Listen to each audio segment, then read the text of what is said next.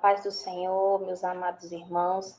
Estamos aqui mais uma vez para comentar mais um pouco a respeito das nossas lições desse trimestre, né, na qual traz por título da revista Triunfando sobre as Batalhas e Adversidades da Vida, né? Hoje eu irei comentar um pouco sobre a lição de número 12, que tem por título, né, os benefícios da provação na vida do discípulo de Cristo. É uma lição bem interessante, bem explicada, bem desenvolvida, né? Assim, a gente vai compreender um pouco dos benefícios das provações na vida do cristão, né? Do discípulo de Cristo, né? O nosso textuário, ele se encontra em 1 Pedro 1,7, né? Que diz assim: para que a prova da vossa fé, muito mais preciosa do que o ouro, que perece e é provado pelo fogo, se ache em louvor e honra e glória na revelação de Jesus Cristo. Né? A nossa verdade aplicada, ela fala que as provações da vida têm como finalidade produzir um caráter refinado e uma vida de comunhão com Deus. Então, assim, no decorrer desta lição, nós vamos aprender sobre isso, né? Que toda provação na vida do discípulo de Cristo, na vida do cristão, na vida das pessoas, ela tem um porquê, ela tem um propósito. Não é simplesmente uma provação aleatória porque precisamos, não, mas ela tem um propósito, ela tem uma finalidade, ela tem um ensinamento a nos repassar. O nosso texto de referência, ele se encontra no livro de Tiago, a primeira parte, Tiago, capítulo 1, versículo 12, e a segunda em Tiago 5, versículo 8, 10 e 11. Se caso alguém depois quiser fazer a leitura, o nosso texto de referência se refere, está nesse livro, no livro de Tiago. A nossa introdução começa falando sobre as provações de Jó, as provações de qual Jó passou, né? Que elas foram fontes de aprendizado para os cristãos de hoje. As provações que Jó passou, elas serviram de fonte de aprendizado para nós cristãos dos dias de hoje, né? Nós precisamos aprender a ser paciente em meio ao sofrimento e perseverar. Então, assim, são duas palavras que, observando, a gente pode até dizer que se contradiz, né? Paciência e perseverança, né? Seriam duas coisas que poderíamos julgar que não seria fácil usar na mesma frase, né? Ter paciência e perseverar até o fim, né? Mas as provações de Jó, ela vai nos ensinar sobre isso, que ele foi um homem paciente e perseverante até o fim da sua prova, né? Até quando Deus deu a vitória para ele. Tópico 1. Jó, um homem aprovado por Deus. As provações, como eu falei, ela tem sempre uma finalidade. E na vida de Jó não foi diferente. Essas provações que ele teve foi para aperfeiçoar a sua fé. Porque, como conhecemos a história de Jó, Jó era um homem íntegro, reto diante de Deus. E Deus mesmo testificava dele diante de quem o perguntava, né? Tanto que observamos que na história de Jó, quando o inimigo estava de rodear a terra, que ele foi até Deus, o Senhor perguntou para ele, né? Viste meu servo fiel Jó na terra, né? Então, assim, Deus mesmo testificava que Jó era um homem fiel, era um homem íntegro e reto diante dele, né? Então, assim, quando Deus testificava dele, a sua vida, ela servia de modelo. Ela serviu de modelo para todos aqueles que vivem momentos difíceis, né? Que mesmo em meio à tribulação, mesmo no meio das dificuldades, todo sofrimento, ela tem uma benevolência, ela tem algo significativo, algo bom de se aprender, né? De toda dificuldade, ela tem algo bom a ser extraído. Então, assim, aqui no tópico 1, fala que sua vida é um modelo para todos aqueles que vivem momentos difíceis de grande provação, a vida de Jó, né? Então, assim, o tópico 1.1 fala, Jó, um homem rico, temente e adorador. Se observarmos nos dias atuais, é algo que chega a ser sarcástico, né? Quando falamos como é que uma pessoa rica ela pode ser fiel e adorador, né? Sempre temos a tendência de julgar que uma pessoa rica ela enricou de forma ilícita, não obteve a sua riqueza talvez da forma correta. Temos essa tendência como ser humano de julgar, né? Porém, não é assim que acontece, porque sim, somos servos de Deus, não podemos nos apegar nas coisas deste mundo, mas em nenhum momento Deus nos proíbe na Bíblia que não podemos ter riqueza, que não podemos viver no conforto, que a gente não pode, o nosso coração se apegar a isso. Então, assim, existe sim pessoas ricas que são fiel a Deus, que são tementes e que buscam o caminho do céu, né? Porém, existe pessoas também que vivem ao contrário disso, né? Que não seguem uma vida reta diante de Deus, né? Acha que somente a riqueza terrena é o que importa, né? Mas Jó era diferente, né? A Bíblia ela descreve Jó como um dos patriarcas mais ricos do Oriente, né? Que mais chamava atenção não era a sua riqueza. Na vida de Jó, o que mais chamava atenção não era a sua riqueza, e sim a sua devoção a Deus. Porque Jó, ele sabia que tudo que ele tinha não foi por mérito dele, mas porque Deus permitiu que ele tivesse. É tanto que ele sempre oferecia sacrifícios antecipados a Deus, não só por ele, mas pelos seus filhos, pelas suas por toda a sua família, por todos os seus servos, porque ele sabia que se algum deles cometesse pecado, ele tinha reserva com Deus, né? Ele tinha o sacrifício dele prestado perante Deus, né? Então, assim, conosco também não é diferente. Nós podemos fazer depósito com Deus. E o nosso depósito, ele, hoje, nos dias atuais, não é em forma de sacrifício que fazemos como antigamente. Antigamente, era sacrifício de um animal, o melhor animal que tinha, as primícias que tinha, né? Então, assim, hoje o nosso depósito com Deus é através da oração, através da devoção a Deus, né? De buscar Ele diariamente, mesmo que não esteja no meio da dificuldade, mesmo que não esteja no meio das adversidades, esteja na bonança, esteja tudo bem, nós precisamos estar diariamente buscando a Deus, né? Então, isso é uma forma de depositar a nossa fé em Deus, né? Porque se chegarmos a precisar, se cairmos ou no meio da caminhada, vamos ter depósito com Deus, vamos ter aonde recorrer, e eu sei que o Senhor, Ele vai nos ouvir, porque temos depósito com Ele, né? Não estamos desamparados. Então, assim, Jó, ele fazia isso, o seu sacrifício era para que Deus perdoasse sempre que um dos seus filhos chegasse a pecar, né? Que o sacrifício dele era sempre antecipado, né? Ele sempre fazia os depósitos diante de Deus, né? Jó, ele fielmente, ele cumpria sua função de sacerdote dentro da família. Então, assim, uma das outras coisas que Jó fazia com perfeição é porque ele cumpria o seu papel de sacerdote dentro do lar, dentro da família, né? E hoje a gente observa que muitas famílias têm se destruído por isso, porque não é questão de machismo ou defender o lado masculino ou não defender o lado feminino, mas a gente sabe desde o início da criação que o homem foi feito para ser instituído o cabeça do lar.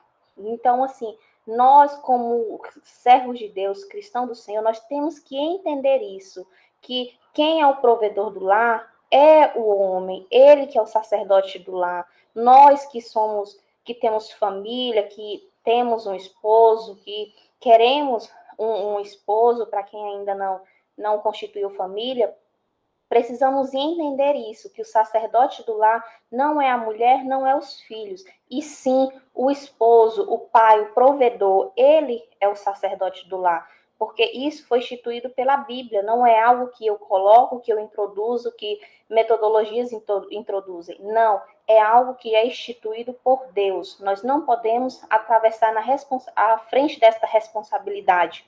Então, assim, Jó, ele cumpria esse papel fielmente. Ele era o sacerdote do seu lar. Ele sabia que o sacrifício quem precisava oferecer era ele que precisava cuidar da sua família, ele que pagava o preço pela sua família. Então, assim, por isso que Deus se honrava dele, porque viu o tanto que ele era fiel, o tanto que ele honrava a Deus. em cumprir tudo o que Deus colocava no seu coração com perfeição. Não era para se engrandecer, não era para se envaidecer, mas sim porque era o propósito de Deus na vida dele, né? Então, assim, por isso que Jó cumpria tudo da forma que Deus queria, né? Era um homem rico, temente e adorador ao Senhor, né? Jó, um homem íntegro. Será que Deus poderia testemunhar acerca das nossas vidas? O que Deus diria a nosso respeito, né? São duas perguntas que estão no tópico 1.2, né? Nós observamos que Deus afirma, o próprio Deus, ele afirmou as qualidades de Jó, né? Que era um homem sincero, reto e temente a Deus. Então, assim, ele desviava-se do mal. Então, hoje, será que Deus ele pode testificar a favor da minha vida, pode testificar a favor da tua vida?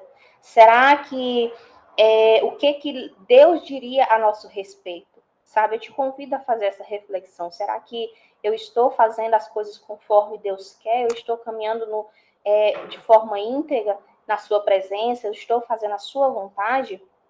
Então, assim, Jó, ele foi um homem íntegro, né? E Jó, ele manteve sua integridade diante dos ataques de Satanás, das acusações dos seus amigos e do silêncio de Deus. Porque quando Deus permitiu que Jó fosse tocado por Satanás, Deus não ficou ali intervindo. Jó, eu estou aqui contigo, eu estou aqui do teu lado. Não, pelo contrário. Deus, ele se silenciou para que Jó entendesse que aquele momento ele estava permitindo aquela provação na vida dele. Então, assim, e Jó, ele se manteve firme, ele se manteve fiel a Deus. Satanás tocou na sua família, tirou todos os seus filhos, todos os seus servos, toda a sua riqueza, por fim, a sua saúde, né? Deixou ele mesmo no pó, na sarjeta mesmo, sem nada. E mesmo assim, Jó se manteve íntegro. E a gente observa na Bíblia que em uma das conversas que o inimigo teve com Deus, ele falava que Jó só era temente a ele porque tinha tudo, porque era um homem de saúde perfeita, era um homem rico, que tinha uma família grande, servos à disposição dele, tinha muitos amigos, ajudava outras pessoas, era um homem bem visto diante da sociedade. E Deus falou que não, que tudo aquilo não importava para Jó. Então, por isso que ele permitiu tocar em todas as áreas da vida dele, né? Com exceção na alma dele, porque o espírito dele era de Deus. Então, assim, o inimigo foi lá, tocou em tudo que Jó tinha, e mesmo assim, Jó se manteve fiel. É tanto que quando a sua esposa mesmo fala, né, Jó, amaldiçoa esse teu Deus e morre, ele repreende ela, né? Ele vê que ela não estava fiel a Deus, não estava feliz com a forma que Deus tinha dado as coisas a eles, né? Então, assim, em nenhum momento ele retrucou ela, ele bateu de frente com ela, ele simplesmente reconheceu que quem deu foi Deus e quem tirou foi Deus. E ele sabia que do ventre da mãe dele, ele não havia trago nada. Então, por que ele iria retornar com alguma coisa, né? Então, assim, ele se manteve fiel e íntegro diante de Deus, né? Jó, um homem depurado pelo fogo. Todos aqueles a quem Deus deseja levar mais adiante em sua obra, sem exceção, passará pelo crisol da provação. Isso é indispensável na vida do cristão.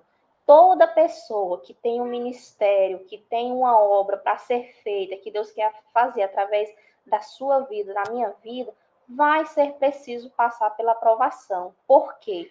É para mostrar que nós não somos nada, que não podemos nada, que quem faz tudo é Deus e que só estamos aqui para servir ao propósito dele, para cumprir a sua vontade.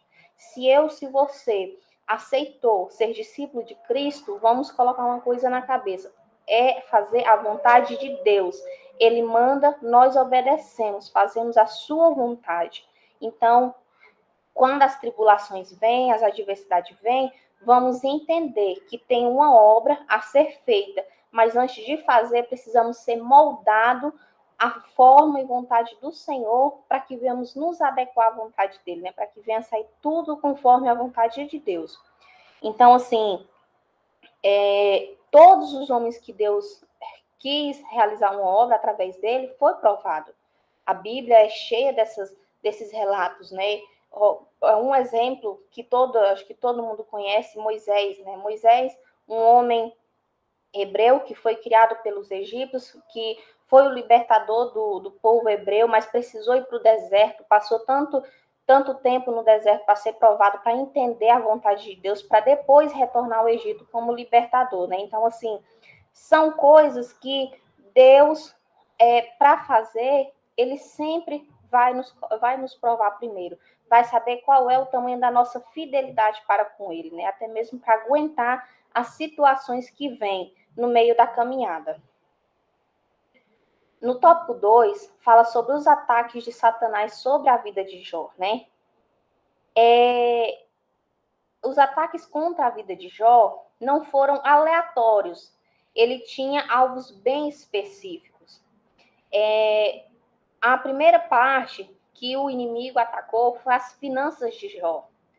Hoje, todo ser humano se contraria quando as suas finanças não estão bem, quando a sua provisão de todos os dias falta. Todo ser humano a tendência é se contrariar, se maldizer, ficar triste, fica decepcionado. E com Jó foi diferente. Deus permitiu que o inimigo atacasse as suas finanças, né? Então, assim, ele perdeu todos os seus servos. Aquilo que ele tinha já não tinha mais. Então, assim, o inimigo atacou as finanças de Jó porque sabia que através dele poderia deter outras famílias também.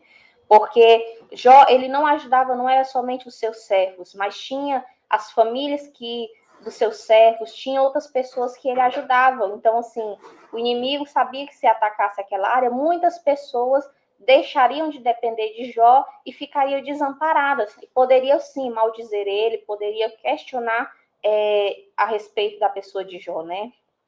E o segundo alvo da vida de Jó foi a família, quando seus filhos e filhas vieram a padecer, né? Então, assim, o inimigo, Deus permitiu que o inimigo tirasse a família de Jó, né? Com exceção da sua esposa, tirasse todos os seus filhos e filhas. Então, foi a segunda parte da vida de Jó que foi atacada pelo inimigo.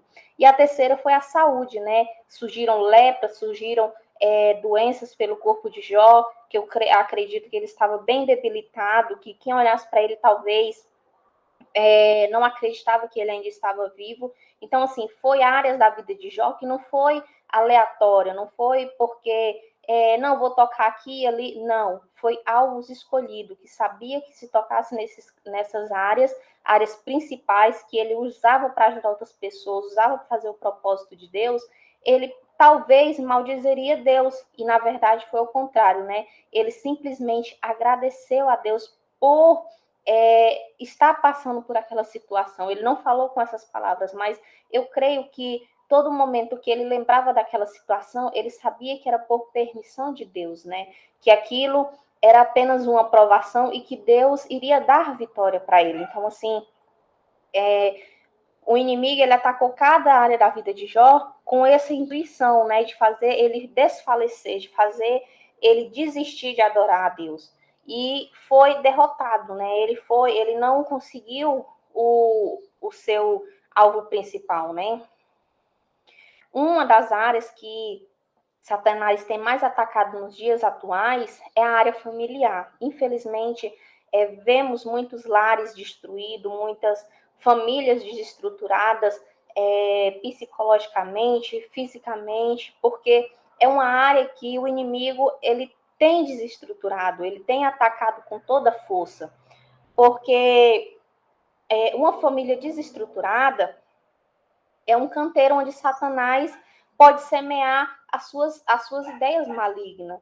Porque uma família sem estrutura, ninguém escuta ninguém. O filho não obedece pai nem mãe, esposa não vive em comunhão com o esposo e vice-versa. Então, assim, uma família desestruturada, o inimigo pinta e borda no meio dela. Então, e isso reflete não somente dentro do lar, reflete no meio social, reflete fora do lar. Porque se a família não estar bem em casa, fora, pior ainda. Aquilo que se vive dentro de casa reflete aonde você está, aonde você for, isso vai ser refletido, porque isso é bíblico. Quando você está bem com o seu lar, consigo mesmo, dentro da sua casa, com os seus entes, você vai estar bem em qualquer lugar que você chegar. Você vai desempenhar as suas funções de forma perfeita. Mas se você estar mal, tudo é tendencioso a sair errado, né? A sair de forma inadequada. Então, assim, o inimigo, ele tem atacado bastante a vida familiar. Então, essas 3 áreas na vida de Jó, que foi atacada, cada uma delas foi com um propósito, né? As finanças foi para desestruturar a ajuda que Jó dava a outras pessoas, aos seus servos. A família foi para ver se ele maldizia a Deus, se ele negava a existência de Deus. E a sua saúde para ver até mesmo se ele não cometeria suicídio, talvez tirasse a sua própria vida, né? Porque o quão ruim é uma pessoa ficar doente, acamada, necessitando de cuidados de outras pessoas. O que vem à nossa mente é logo, não, vou tirar logo a minha própria vida, vou desistir logo disso, em vez de estar dando trabalho para os outros. E, na verdade, não é assim. Toda doença, ela não vem por um acaso, ela vem para o tratamento de algo que precisa ser consertado. Tenha isso em mente. Nenhuma doença física vem por um acaso, ela vem para nos fazer refletir e nos tornar pessoas melhores. Porque quando estamos acamados, adoecidos, é um momento que nos desligamos dos nossos afazeres mundanos, queremos descansar o nosso corpo físico e a nossa mente começa a trabalhar. E nesse momento, é o momento que a gente reflete, será que tem alguma área da minha vida que precisa ser mudada? Será que eu estou tendo as escolhas corretas? Será que eu estou trilhando o caminho correto? Então, assim, a doença, ela não vem simplesmente para me deixar acamado, para te deixar acamado, mas vem para tratar o nosso interior também, para nos fazer refletir e entender que não somos nada sem a presença de Deus, que não somos ninguém sem a direção e o discernimento de Deus nas nossas vidas, né? Então, as 3 áreas da vida de Jó foram para isso, um cuidado de Deus para com ele. Não foi simplesmente para tirar tudo, mas um cuidado de Deus para com ele e para mostrar sua integridade e fé diante de Deus. O tópico 3, ele fala sobre as lições para os discípulos de Cristo. São diversas lições, né, que a gente pode aplicar a nossa vida com esta lição, né, com a vida de Jó especificamente. E a primeira é crescer no conhecimento de Deus.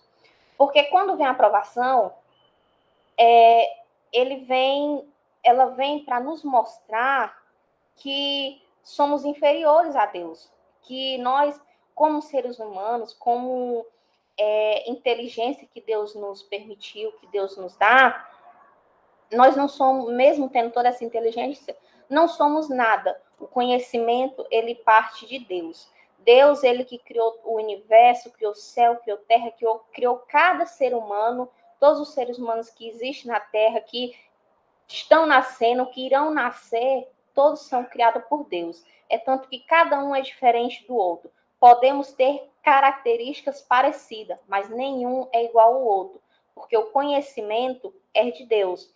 A forma que Deus cria cada um, que Deus institui a cada um, é diferente. Cada um tem um propósito. Então, assim, a primeira lição é crescer no conhecimento de Deus, é se aproximar dele e buscar entender qual é a sua vontade para mim e para a tua vida. A segunda lição é uma profunda consciência de si mesmo. No meio das adversidades, da prova que vem para o cristão, que vem para o ser humano, é quando refletimos sobre nós mesmos, é quando passamos a nos conhecer interiormente, né? Quando paramos e refletimos na nossa vida e vamos observar os pontos que estão falhos, as lacunas que estão abertas, aquilo que precisa ser consertado na nossa vida, né? Então, assim, é um profundo conhecimento de nós mesmos, né? É uma análise da nossa consciência, da nossa vida, da nossa concepção como pessoa. Essa é a segunda lição. E a terceira lição lidar com seus acusadores, né? Como é que vamos lidar com aqueles que nos acusam. Na história de Jó, a gente observa que Jó, ele, além de perder sua família, seus filhos, suas finanças, sua saúde, ainda tinha os amigos, entre aspas, né, que se diziam amigos dele, que ainda vinham zombar dele, zombar da situação que ele estava vivendo, né? Então, assim, Jó, em nenhum momento ele os expulsou de perto dele, pelo contrário, ele orou pelos seus acusadores, né? Ele intercedeu a Deus por eles. Então, assim, através disso, Jó foi restituído, né? A sua saúde foi restituída, a sua família foi restituída, os seus bens foram restituídos, porque Jó, ele soube lidar com seus acusadores de forma diferente. Ele fez o contrário que aquelas pessoas faziam com ele. Em vez dele maldizer, em vez dele amaldiçoar, ele abençoou através da oração. Então, assim, essa é a terceira lição que nos ensina, né? Lidar com os nossos acusadores. Não é fácil lidar com quem nos acusa, com quem aponta o dedo na nossa cara. Isso não é fácil.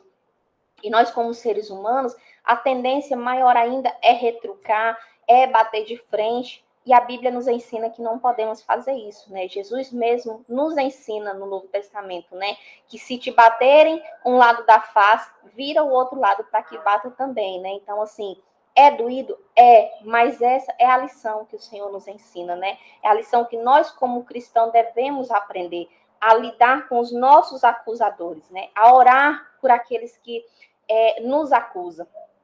Porque quando passamos a orar pela causa do nosso próximo e entregamos a nossa na mão de Deus, ele vem e trabalha por nós. Ele resolve aquilo que nós não conseguimos resolver. Então, assim, vamos aprender isso, né? Vamos absorver essas lições para a nossa vida, né? Conhecer a Deus, conhecer a nós mesmos como pessoas e aprender a lidar com a quem nos acusa, né? Com os nossos acusadores. Nós não temos inimigos, temos pessoas que não conhecem a Deus ainda. Então, o único inimigo que temos, ele já foi vencido por Jesus, que foi Satanás. Então, assim, esse é o único inimigo que temos. As pessoas que nos rodeiam não são inimigos, são apenas pessoas que necessitam de libertação, que não conhecem a Jesus ainda. Então, assim, vamos orar para que venham conhecer a Jesus, para que venham sentir o quão Deus é bom, o quão é bom servir a Deus, independente da sua religião, da placa da sua igreja, mas o quão bom Deus é para conosco, seres humanos, a sua criação, né? Então, assim, a conclusão dessa lição, né, é Jó, um homem de coração reto e justo, que viveu uma arrasadora experiência de perdas e danos. Além das catástrofes pessoais, ainda se viu atacado por aqueles que consideravam seus amigos. Mesmo assim, ele venceu e nos ensina que a confiança em Deus sempre nos proporciona um grande final. Então, assim como Jó confiou em Deus, confiou na benevolência de Deus para a sua vida, eu te convido a confiar também que, independente da aprovação, independente das circunstâncias, independente das acusações que você esteja sofrendo, Deus, ele sabe o melhor para a minha e para a tua vida. Então, assim, nenhuma aprovação vem por um acaso, nenhuma luta, ela vem por um acaso. Pelo contrário, Deus só dá o fardo do tamanho que eu e que você conseguimos carregar. Então, assim, eu espero que o Espírito Santo continue falando melhor aos nossos corações, que Deus abençoe a cada um que vai assistir esse vídeo, até onde este vídeo chegar, que Deus possa abençoar o seu lar, a sua vida, todas as áreas da sua vida, aquilo que você colocar na presença do Senhor, que Deus trabalhe de acordo com a vontade e o tempo dele. E eu agradeço pela sua atenção mais uma vez, em nome de Jesus.